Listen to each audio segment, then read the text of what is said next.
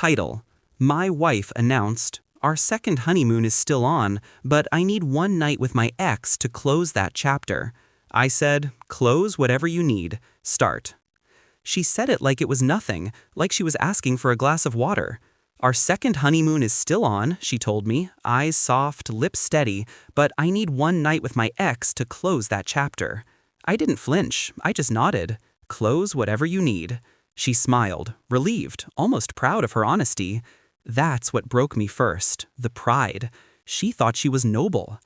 For 10 years, I believed in the idea of us. We built a life together. Quiet mornings, shared bank accounts, weekend getaways, synchronized dreams.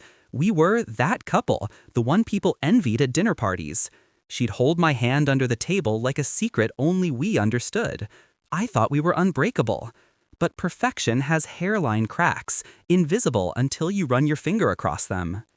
Looking back, I should have felt the shift, the late replies, the sudden gym obsession, the way her laughter changed when she texted. It wasn't warmth anymore, it was nostalgia, someone else's echo. Still, I kept trusting, kept believing she was just tired, distant, distracted. Until that night. Her phone buzzed on the counter while she was in the shower. I never touched her phone. Trust was sacred to me. But that night, something inside me whispered, "Look." A message preview flashed. "Can't wait to see you again. One night to remember, huh?" My hands went still. The message was from him, her ex, the one she once said was a mistake she'd never repeat. My chest went cold. Not hot, cold. A perfect freeze. I didn't open it. I didn't confront her.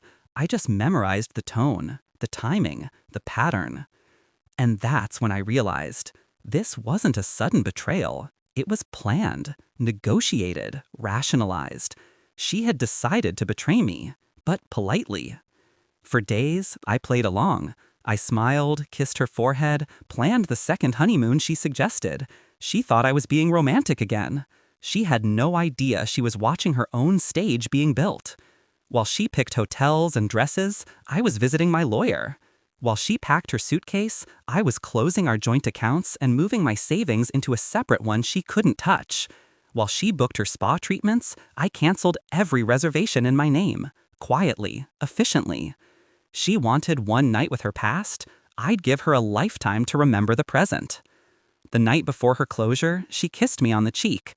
"You're the most understanding man I've ever known," she whispered. I smiled. I know. She thought she'd fooled me.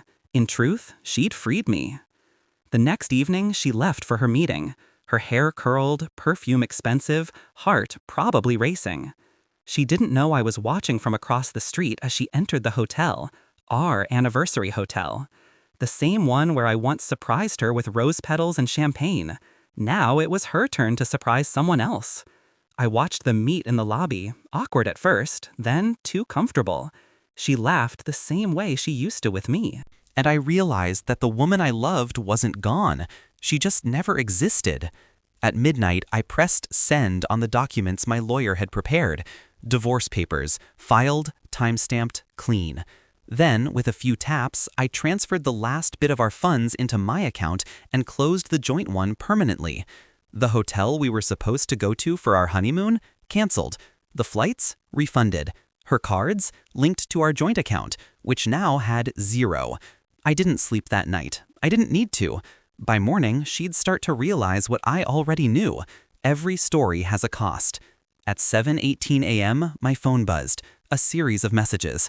First, her. "My card's not working. Did you freeze something?" Then, minutes later, her. "Why is the trip canceled?" Her. "Are you serious right now?" Her. "We need to talk." I didn't reply.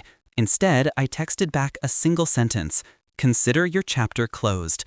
She showed up at home 2 hours later, makeup smudged, fury barely held together. "You can't just," she started. "I can," I said, calm as stone. "You wanted closure. I gave it to you."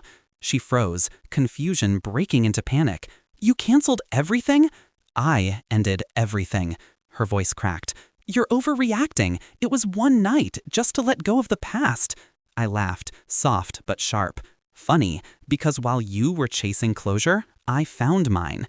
She tried to play the victim, of course. They always do.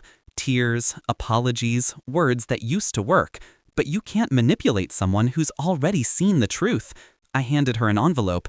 Inside were the documents, divorce papers, financial settlements, and screenshots of her texts.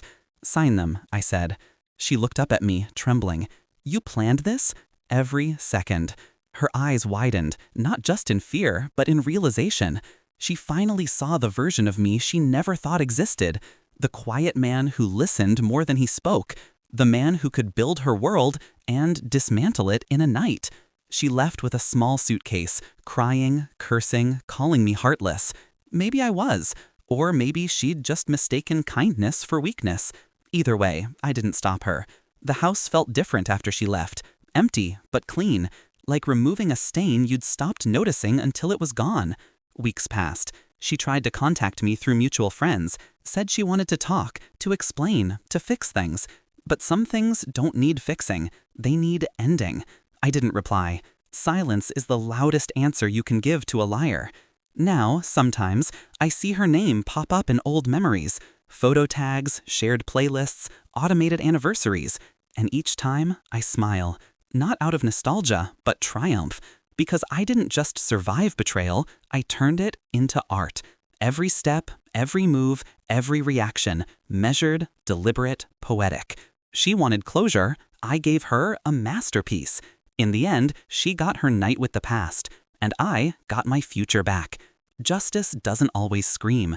Sometimes it just smiles, signs the papers, and walks away without a sound.